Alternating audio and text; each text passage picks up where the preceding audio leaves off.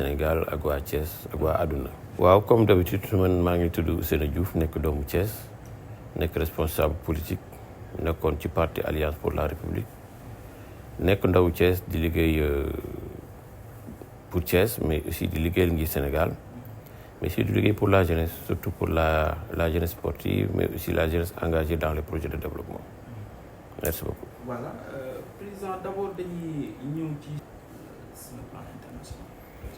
waaw jërëjëf Mahmoud xam nga par rapport ak déplacement au PM bi nga xam ne moom nga ma tuddal léegi en Chine ak liñ ci war a mun a yaakaar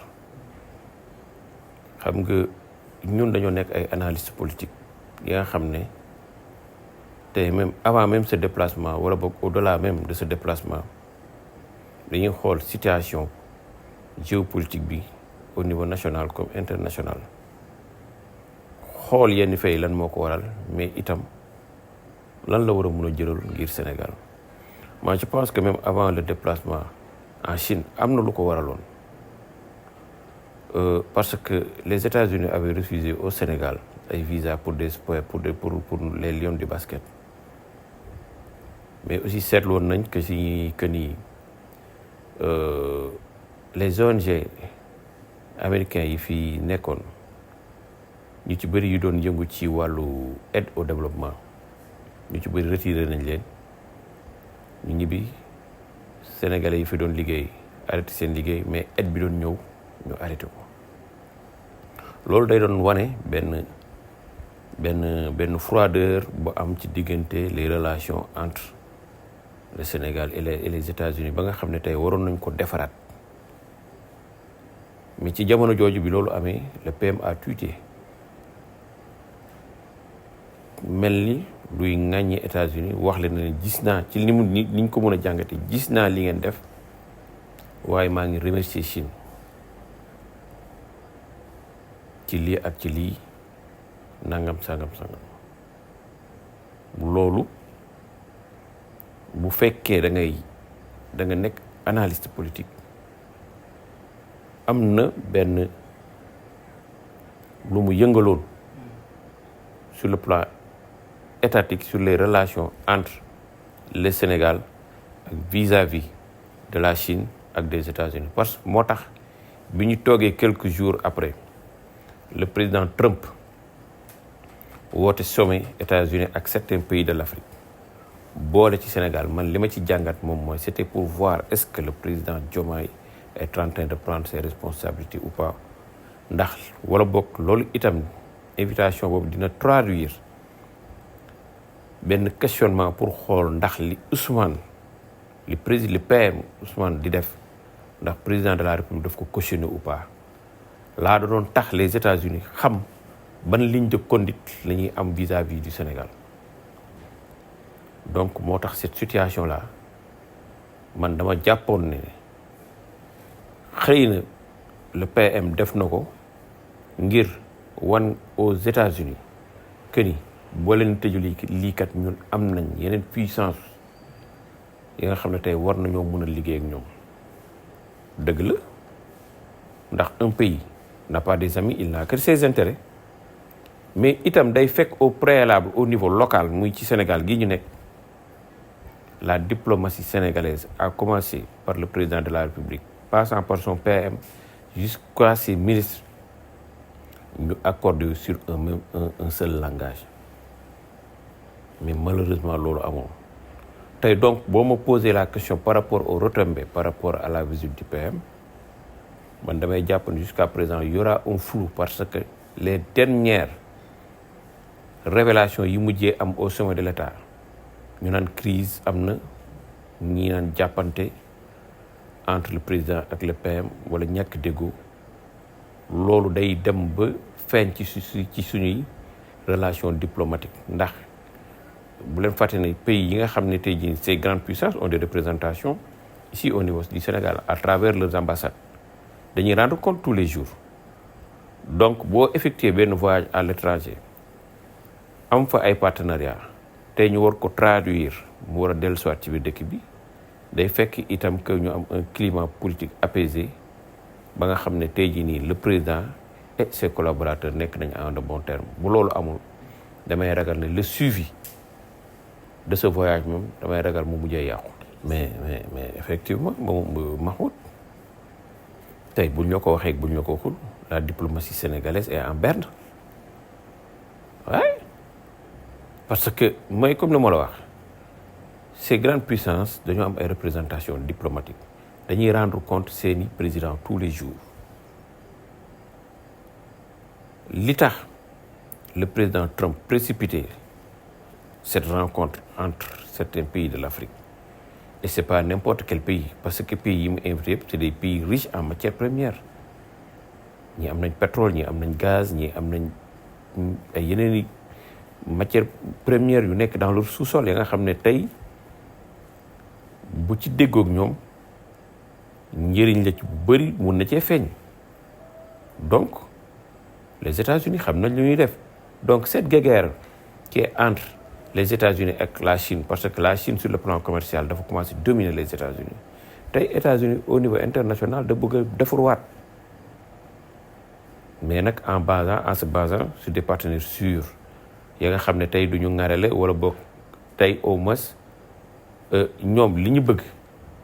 bu ko keneen bëggee ñoom ñu war cee mën a teg loxo donc loolu nag mooy comme li ma la wax un État n'a pas d'amis, il n'a que ses intérêts Sénégal mooy xool fu intérêt féete mu def ko pour l'intérêt des Sénégalais. Bon Mahmoud, un voyage est toujours un voyage d'affaires normalement si c'est bien ficelé ay retombées rek la war a mën a jural Sénégal parce que un président ne peut pas se déplacer n'importe où et n'importe comment parce que bi ngay waaj a dem bi ngay waaj pour dem dañ lay waajal parce que normalement les ministres des affaires étrangères des deux pays waroon nañoo def des voyages préalables pour ñaari présidents yi bu ñu ñëwee toog xam ci lan ak lan la ñuy waxtaan ça c'est de un mais itam ci yenn points yi bu ñu ci tombé d'accord lan la war a mën a jural Sénégal bu ko defee président bi doogu jóg jël avion ànd ak ñi muy àndal dem def ce voyage ma jàpp ne xëy na peut-être que loolu am na donc sur ce plan tey bon moi j'ai écouté le discours du président Diomaye bon ñu bëri dañuy saboter di wax naan terrain de golf non mais avant terrain de golf moi j'ai écouté l'intégralité du discours te effectivement il a posé d'abord les questions de paix en Afrique parce que dañu waxante dëgg bu ñu amul jàmm du ñu liggéey mais aussi il a bien établi que Sénégal soxla na vraiment l'expertise américaine notamment dans les domaines pétroliers et gaziers kooku moom wax na ko dégg naa ko leneen li ci des xëy na peut-être que aussi vers la fin donc pour vraiment se décontracter mu tooñaale ko tuuti ne ko dégg naa ne tu es un grand champion de golf war nga mën a ñëw Sénégal investir foofu noonu États-Unis investir fa ci ay lignes ci ay chaînes d'hôtel yi nga xam ne dina am ay grand terrain de golf kooku genre reetaanlu woon la genre décontracté waale discours bi la mais quand j'ai écouté l'intégralité du discours mais je pense qu'il a fait un très bon discours et vraiment bi mu jàkkaarloog moom boo xoolee par rapport ak yeneen présidents yi daanaka bu nekkul président bi ci wax li ëpp fulla ak fayda bokk na ci ñaar ñi nga xam ne lañ fa wax moo fa ëpp fulla ak fayda contrairement par rapport ak yeneen présidents yi nga xam ne ñii dañ doon wax di lox ñii di béggee non vraiment il a été très serein ki bi jàkkaarlool kilifa la ndax un président ami le président des États-Unis moom boo ko xoolee naturellement les présidents les Américains ñoom ñooy incarner loolu ci ñoom la grandeur la puissance des États-Unis donc même par rapport ak accueil bi tout le temps tu sens net la domination du peuple américain sur les autres ñoom seen vécu loolu la Amérique noonu la ñuy dundee donc loolu relation de puissance effectivement kooku dafa yàgg am entre tous les pays du monde donc ça c'est l'expression même de l'américain donc loolu du ma gêner parce que aussi ñun ñoo leen soxla tey bu fekkee bëgg nañoo développer suñu réew mënuñoo bañ a jëflanteeg nasaraan ci rawatina la première puissance mondiale donc loolu ay kaf la woon man jàpp naa ne lu mu ci bërëxal la mais l'intégralité de son discours a été très bon. Mais Mahmoud, je t'ai dit tout à l'heure que jamono ji ñu toll même les grandes puissances dañoo soxla yeneen réew yi pour ñu mën a liggéey ak ñoom actuellement fi ñu toll ci àdduna amul benn réew bu mën a demal boppam moo tax yenn wax yi ku koy gëm xamal ne yow yaay nax sa bopp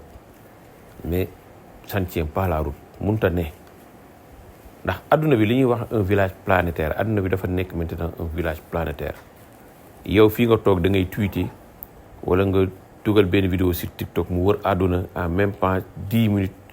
nga am ci plus de des centaines de vues ou bien des milliers de vues am ci ay commentaires kat nekk États-Unis say mbokk ya nekk États-Unis gis ko woo la léegi téléphone àdduna bi mooy demee noonu jamono mooy demee noonu donc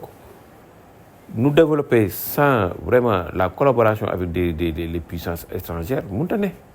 donc c'est impossible léegi nag nañ fexe ba li ñuy jëflante ak ñoom ñu gis ci suñu njëriñ wala ñu bañ ñoo teg lu metti ndax ñun dañoo soxla alal dañoo soxla koom googu ngir mun a defar suñu réew parce que ressources minières yi ñu yor amaguñu xam-xamu développé ko amaguñu moyens yi développé ko et ça c'est moi je pense que c'est l'occasion vraiment bu ñuy jëflanteeg réew tubaab yooyu noonu ñu fexe ba le transfert de technologie et de compétences par rapport à ces ressources ñu fexe ba am ko fi am des écoles ñuy former ay ingénieurs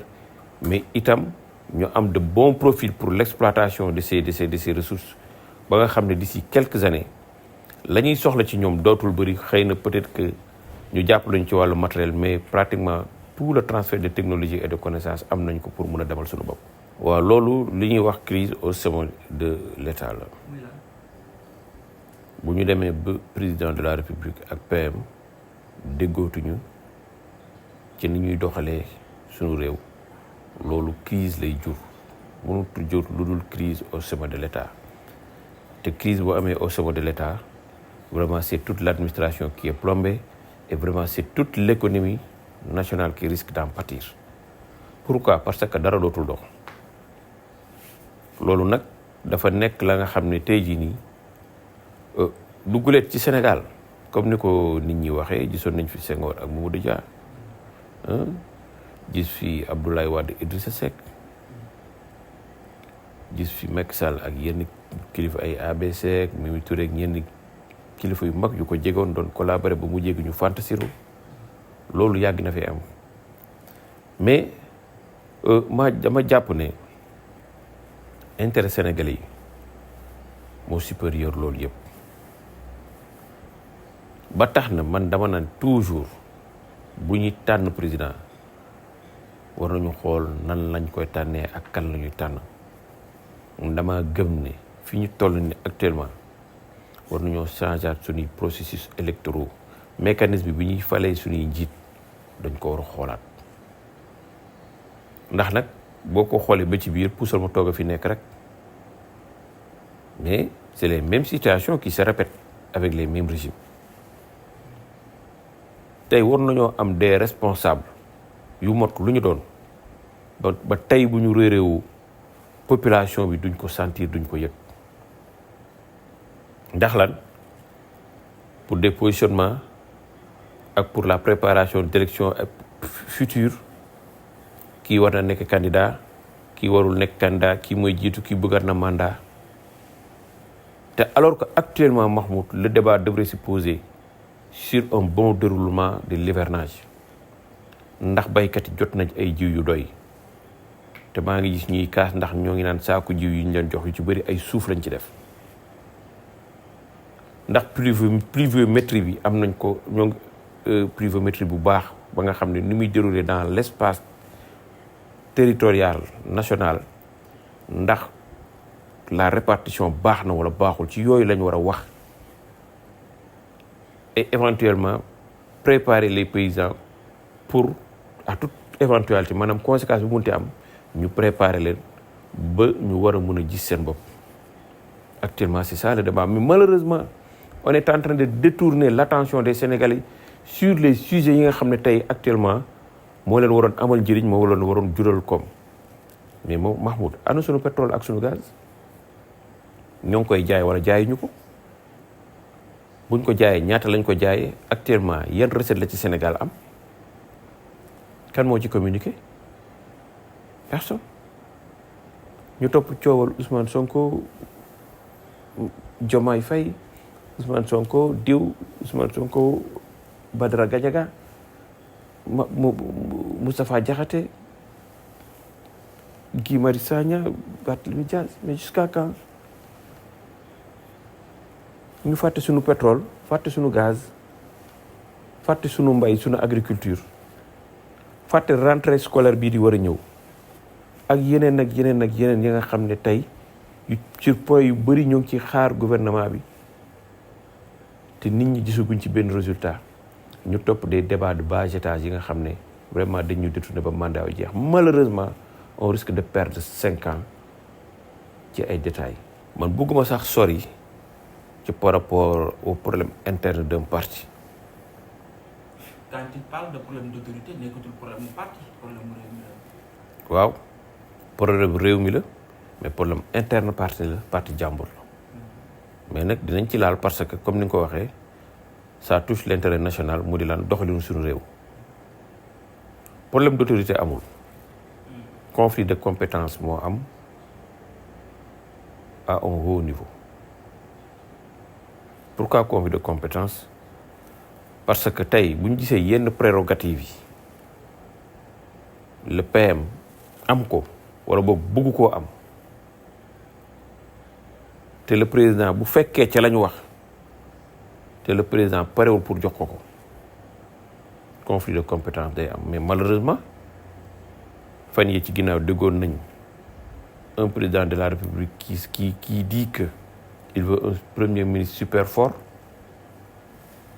Qu'est-ce que ça voulait dire? Que ni régime yi ñu doon jaarale Sénégal ñuy dox muy lan un régime présidentiel avec un président qui dirige qui met son équipe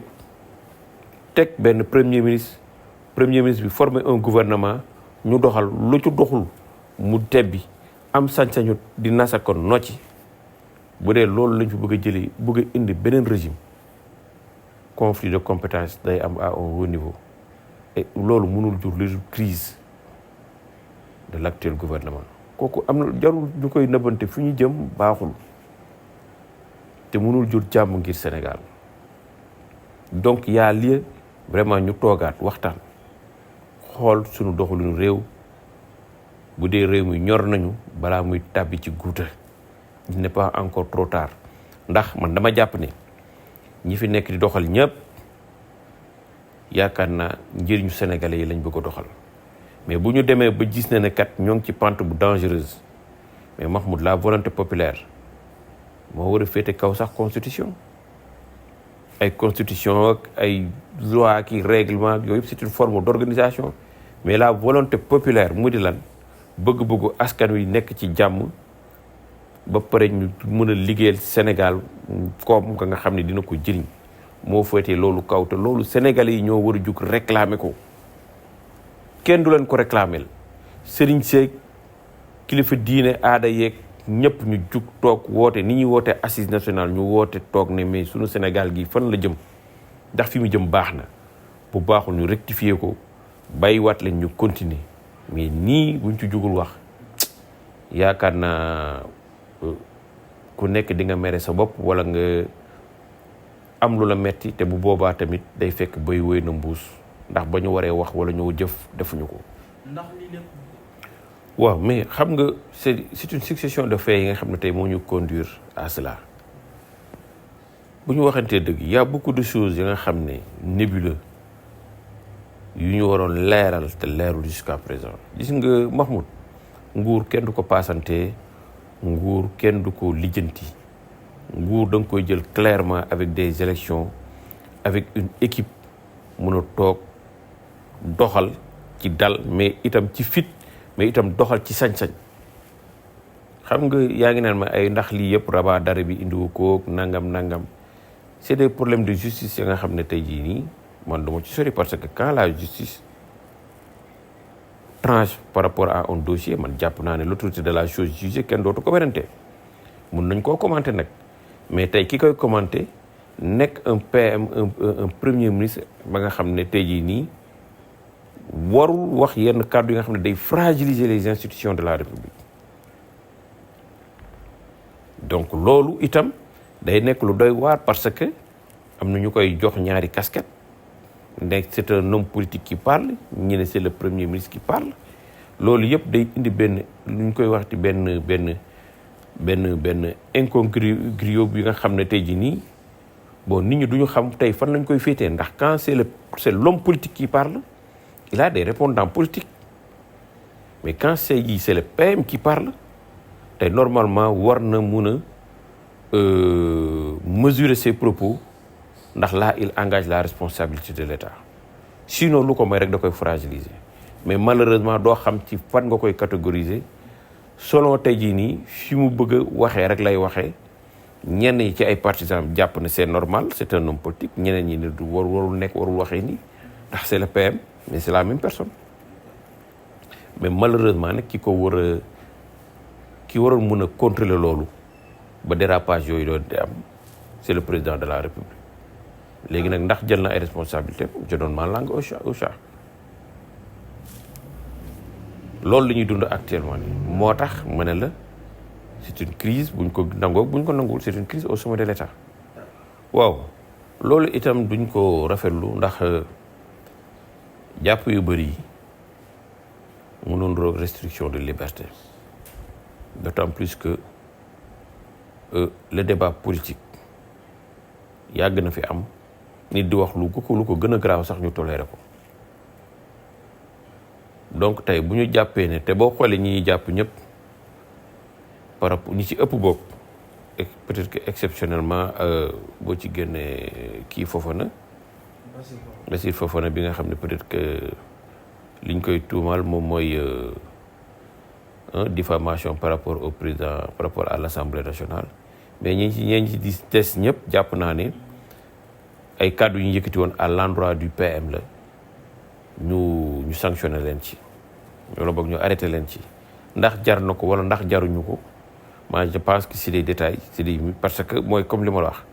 quand c'est l'homme politique qui parle toujours il a des répondants politiques mais tey jii nii est-ce que politiquement aussi ñi ñuy jàpp war nañ leen mën a jàpp dans le cadre de la politique ndax déggoon nañ fi lu ne dans le régime avec le régime passé te pourtant yu ci bëri doon nañ ko tolérer et des choses même beaucoup plus graves donc dañuy jàpp ne arrestation yooyu noonu waroon naa mun a ñàkk dans la mesure où ñoom ñi fi nekk actuellement loolu lañ doon xeex démb lan ci wàllu liberté d'expression ak ci wàllu ay tweet ak yenn détails yi ñu ciy jàpp nit ñi war nañ ko mën a dépasser te vraiment di jéggalante ndax njiit dafa war a yaatu dënn njiit dafa war a maslaa njiit waxuma nag aussi tamit que tout le temps dañ koy saaga ak yooyu noonu te wax dëgg fa yàlla moi je pense que yenn kàddu yi yu ci bëri mesuré nañ ko donc vraiment li ci des daal moom mooy justice jël ay responsabilités et puis ñu moytu yenn arrestation yu bëri ndax bu yàggee tamit mooy comme li mu la ko wax ça peut tendre à la dérive. Mahmoud conséquences yi bëri na bi ci njëkk moom mooy blocage sur le plan administratif mooy comme li ma la wax actuellement bu fekkee crise bi ñuy naan am na ak amul tey bu demee ba mu leer ci bopp Sénégalais mais blocage rek lay jur institutions yi dootuñu dox administration bi dootul dox te loolu day impact suñu économie la prévision budgétaire bi nga xam ne moom lañ defoon les recettes fiscales yi nga xam ne moom la ñuy xaar tey dinañu war a jël décision mu am benn blocage sur le plan administratif PM war ko jël wala transmettre yenn information yi président parce que day am des niveaux d'exécution dans l'administration am na yenn niveau d'exécution yi nga xam ne directeurs yi mën nañ ko def wala chef de service mën nañ ko def yeneen yi directeurs yi ñoo koy def yeneen yi ministres yi ñoo koy def yeneen yi le PM moo koy def il y a de grandes décisions yi nga xam ne le président moo koy jël donc s'il y a blocage au niveau de la primature donc sunu administration elle est bloquée bu boobaa retombées économiques yi ñuy xaar duñ ko am te bu boobaa mandat bu yàqu lay doon ak buy jur ñàkk koom bu metti bu bëri ci biir Sénégal kooku ñaanuñu ko yàlla. bon vraiment loolu moom li ñu koy may rek moom mooy ñëpp dugal ci seen loxo ñëpp wax ndax y a des voies utilisées au Sénégal tey yaakaar naa ku am lu lay metti boo daw Touba yaa ngi daw Tivaouane wala nga daw Ndiassane wala nga daw ci kër kilifa diine yi ndax lan nit ñi wekk nañ leen nit ñi jox nañ leen cër boobu tey wooy politique yi réeree war nañ leen mun a dajale waxtaan ak ñoom ñu juboo ànd ngir intérêt Sénégal donc loolu moi je pense que am na ay mag yu baax yu nekk ci biir réew mi am na ña nga xam ne yàgg nañ ko dox nañ jug sol seen dàll te buñ ci xaar dara wala boog bu ñu xaar nit yëkkati leen ñu créer ay commission dem seeti kilifa yi woote ndaje ñu toog waxtaane sunu Sénégal man je pense que ça c'est la première solution muy président comme muy PM bu jaree ñu dugal ci seeni kilifa seeni wéyjur ñu toog xam ne lu fi nit di wut ak lu fi nit poste bu fi nit di munti am l'intérêt supérieur de la nation moo ko mag tey seen réeroo jafe-jafe rek la mën a jural Sénégal seen ànd yaakaar rek lañ ci mën a am ngir Sénégal mais yaakaar googu nag dañuy ñaan yàlla bu mu xati ndax yàlla bu mu yàqu ndax bu yàqu ñun ñëppay perte ñun ñëpp a nekk ci benn dëkk bi muy Sénégal donc loolu ñi ci war a wax ñi nga xam ne am nañ sañ-sañ bi ak daraja bi nañ jug sol seen dàll wax ci ba diggante bi nar a yàqu yàlla musal ñu au moins ba mandat bi jeex Sénégal mën a continuer nekk ci jàmm ça c'est la première des solutions leen li ci des nag du ñàkk ginnaaw waxtaan boobu ak boo amee vraiment ñu defaraat lan équipe gouvernementale bi nga xam ne tey jàpp nañ ni kat vraiment amaguñu résultat te jamono bi métti na dund gi métti na koom-koom bi taxaw na facture yi cher nañ dund gi métti na vraiment Sénégal yi ñuy dund lépp kenn mënu ko nettali ñu indi fi une bonne équipe bi nga xam ne tey vraiment dinañ commencer liggéey ngir l'intérêt des Sénégalais yaakaar naa daal loolu buñ ko defee yàlla mun nañoo may ñu sauver ce mandat ba ni mu waroon yàqu du ko yàquwee loolu laa ci yaakaar waaw Mahmoud climat politique bi vraiment boo mu buggee dégg-dégg dafa jaxasoo na loolu dafa fragmenté wu ba fi mu ne nii munoo wax ne kii moo fi peese lii wala kii moo fi nekk lii et par rapport ak question bi ma posé muy les prochaines élections locales boo bëggee dégg-dégg gox yi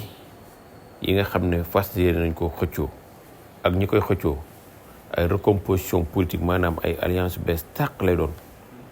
mais gaw mu ne li fi nekkoon mun na ko gañewaat ndax nag nañu waxante dëgg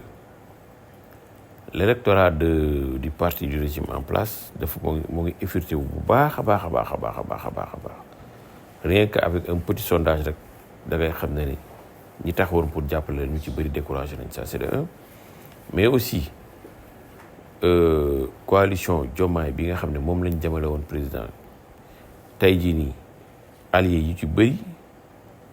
Pastef tàqaliko la ak ñoom parce que tey actuellement boo ko xoolee le cas de l'Assemblée nationale ñi leen jàppale woon ci élection législative yi bi ñu paree sax dañoo tàqaliko ak ñoom ñenn ñi ca ba ñuy waxtaan pour xool nan la ñuy songee élection législative lañ ci ñàkk déggoo tel que le cas de Maître Moussa Diop et autres ay ñoom Charles-Émile Abdou Ciss et autres ñeen ñi ci des boo xoolee pratiquement tous les députés sont de Pastef kon nag booy def alliance ak nit te mënoo faa am dara dootoo fa toog da ngay xool ci keneen koy mën a defar alliance donc yooyu yëpp nekk na ay faits ya nga xam ne ça peut le rattraper par rapport aux pressions locales ndax da nga naan kat ñii ñoo àndoon jàppale leen ba ñu falu mais tey actuellement seen mbir bopp lañ leen ñuy demee te tey y a aucun parti ba nga xam ne tey mun na gagner seul des élections muy locales ak muy législatives ak muy présidence donc je pense que élection locale yi di ñëw comme ni nga ma posé question bi dina nekk élection yu am enjeu ya nga xam ne c'est une nouvelle recomposition boobu la boog de nouvelle recomposition au niveau local pour que tey jii nii moom mooy tax ñi war a mun a gagner mais seul muy parti au pouvoir comme muy opposition ku ci jéem doo dem donc mu jàpp naa ne la porte est ouverte à tout le monde ku liggéey teel a wut ay partenaires teel a wut ay alliés yu sûrs yaakaar naa mun nga am dara. Tu seras au rendez-vous? incha allah si jëm près bi incha allah rabi loolu moom. ci ay coalition. mais bien sûr Mahmoud sans coalition kenn mënut a dem donc loolu ñun xam nañ ko bu yàgg ndax jamono ji ku ci nekk dafa am lu la yàlla mënal secteur bi mun nga fee nekk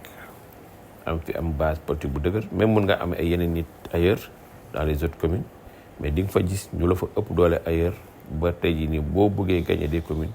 wala bu li nga am ci sa commune boo bëggee leneen lu la mottali tu es obligé de faire alliance avec d'autres formations politiques donc loolu ñun xam nañ ko depuis longtemps et puis voilà ñu ngi ciy liggéey bu baax a baax. merci beaucoup monsieur Diouf ñu bàyyi la nga tàggatoo. waaw Mahmoud maa ngi lay sant di la gërëm yow moom suma rakk ju baax nga tout le temps bu situation politique amee da ngay ñëw laaj ma suma xel ak suma xalaat gëjoon naa génn nag wax dëgg fa yàlla ndax nekk ma fi woon dama demoon aji di wax ne ñaanal nañ Sénégal ñaanal nañ ñëpp vraiment di ba profité waat di baaluwaat ak ñëpp di baal ñëpp ak di wax daal suñu Sénégal gi daal ñor nañu te yàlla na fi yàlla def jàmm. Moi je pense que ça c'est le plus important nit booy ñaan da ngay ñaanal sa réew jàmm da ngay booy ñaan da ngay ñaanal sa njiital réew jàmm ndax nag jàmm jooju ci la lépp xaj ci la ñuy liggéey di fayeku ci la ñuy yëngu ci marché ci la ñuy yëngu leneen ak leneen ak leneen ba mot cee mën a am léegi nag bu politique jotaatee ñu politique mais vraiment ci respect mais itam ci jàmm mais itam ci stabilité de nos institutions ngir mandat bi bañ a yàqu donc yàlla na yàlla sauver Sénégal mu yàlla na yàlla muscal Sénégal ci ay tolof-tolof ak ci ay ba Sénégalais yi li ñuy yaakaar ci mandat bi ñu mun koo am